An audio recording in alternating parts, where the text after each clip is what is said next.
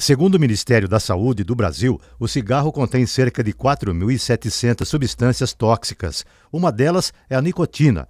Ela é responsável pela dependência química dos fumantes. De acordo com a Organização Mundial de Saúde, o cigarro mata mais de 8 milhões de pessoas por ano no mundo inteiro.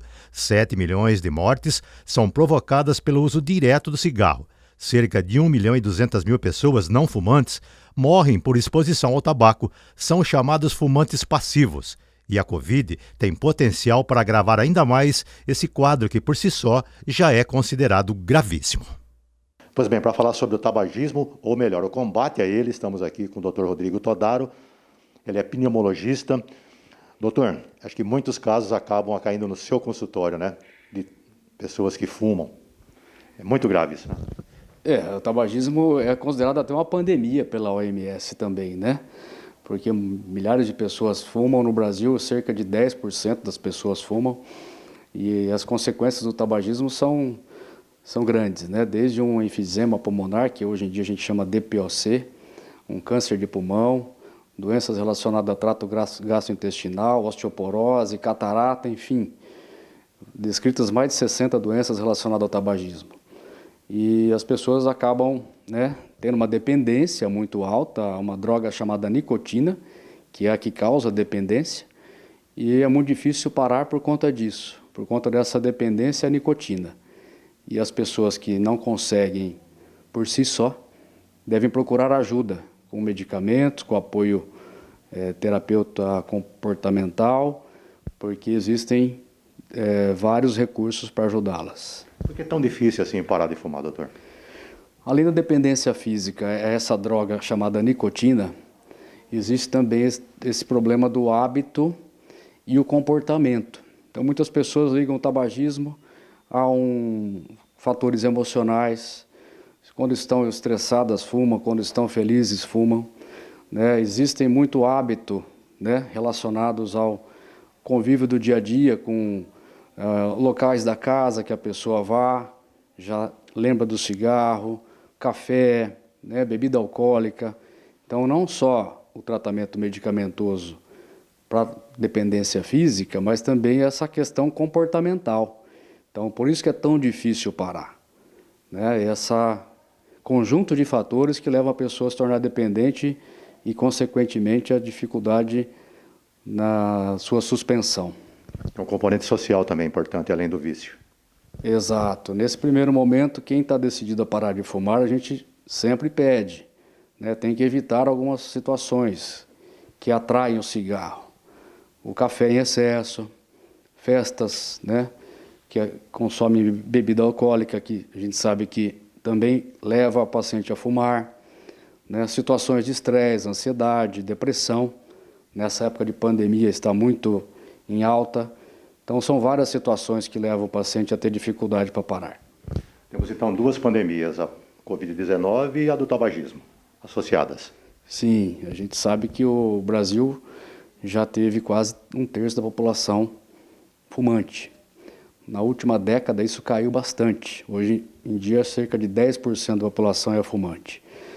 Isso foi diante de vários programas que surgiram, a conscientização da população, e nada mais propício que essa pandemia para as pessoas pararem de fumar.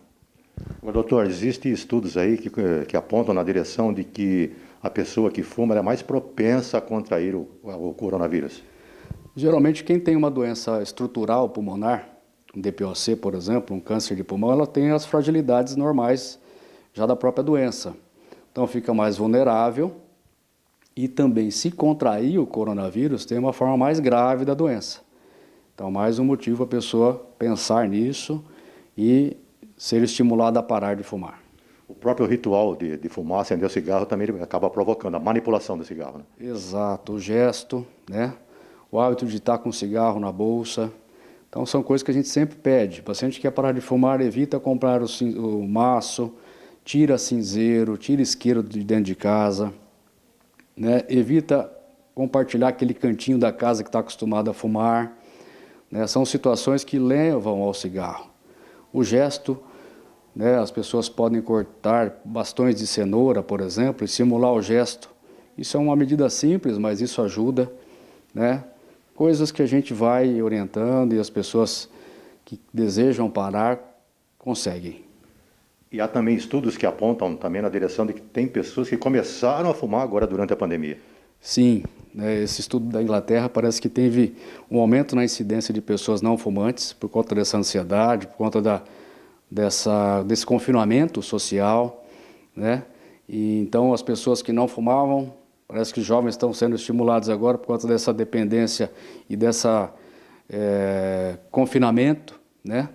E as pessoas que desejam parar têm que procurar ajuda, têm que tentar de alguma forma com medicamentos ou alguma terapia cognitivo-comportamental, mudar o hábito, né? Doutor, 90% dos cânceres, né, de pulmão são provocados aí pelo cigarro. Isso é inegável, né? Sim, 90% são relacionados ao tabagismo, né?